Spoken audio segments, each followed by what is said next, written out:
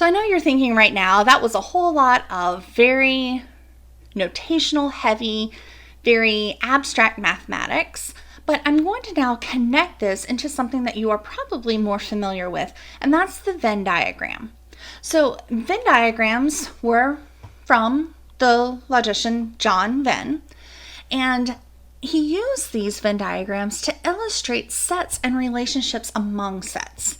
So in a Venn diagram, you're always going to have a rectangular region that's representing the universal set, and then you'll draw either oval or circular regions inside that rectangle, and those are all going to represent different subsets of the universal sets. This is important because now we want to talk about intersection and union of sets. What happens when we combine two or more sets? When we talk about the intersection, that's where we're looking at the sets A and B, and they get the notation A and then the horseshoe that's right side up, A and B, and that's the set of elements that are in both A and B. So let's take a look at an example. If A is 1, 4, 5, 7, B is 2, 3, 4, 5, 6, and C is 3, 6, 9, what are the elements that are in both A and B? So you're looking for the overlap. The only thing that they have in common are the numbers 4 and 5.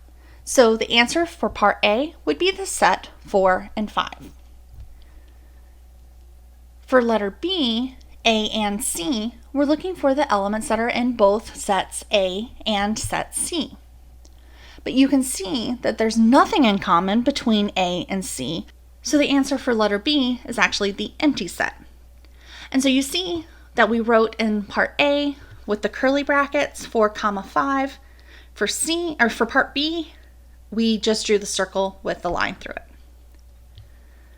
Well, that brings us into this definition of what's called a disjoint set. Two sets are considered disjoint if their intersection is the empty set. That's just another way of saying that they have nothing in common. Then we can talk about what's called the union. The union is where you're looking to combine two sets. So unlike the intersection where the elements had to be in both sets, when we talk about the union, it just has to belong to at least one of the sets that you're considering in the union. So let's take a look at those same three sets, but this time we're going to do the union. So the union of A and B would be combining all of those values together into one big set. We would end up with 1, 2, 3, 4, 5, 6, and 7, because those elements showed up in either one of the two sets.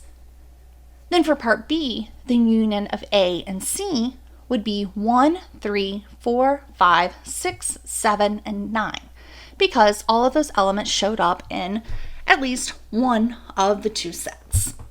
Now, we would not write anything that appeared twice. You would just write it one time. We can also use Venn diagrams to help us with these set operations. So we're going to have some universal set with two sets A and B. And we're going to look at this kind of confusing logic question. What's in the A or B complement? And then what's in the A complement intersected with the B complement? So what that's asking us for is what elements are not in the union of A or B, and then what elements are in the intersection of what's not in A and what's not in B. Are those the same? So this is actually a pretty tricky thing to think of without a Venn diagram. So if we draw this as a Venn diagram, if we have the union A or B, the union is going to be all three of these regions, 1, 2, and 3, because the union would be where it showed up in at least one of the sets. Everything that is not in the union would be everything that's not in the circles.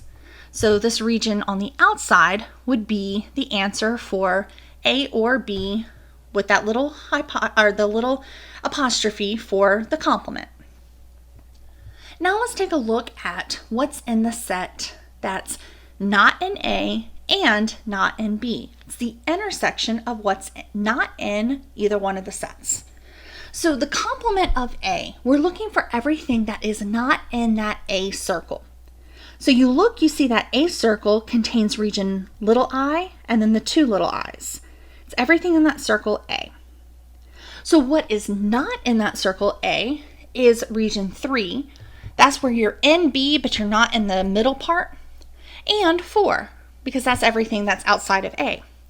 So the complement of A would be region 3 and 4. Now the complement of B, what are the regions that are not in the B circle? Well, that's region I, and then the region IV, or little 4. Those are the regions that are not in the B circle. We're looking at the complement of B. Now we're doing the intersection. What do those two things have in common?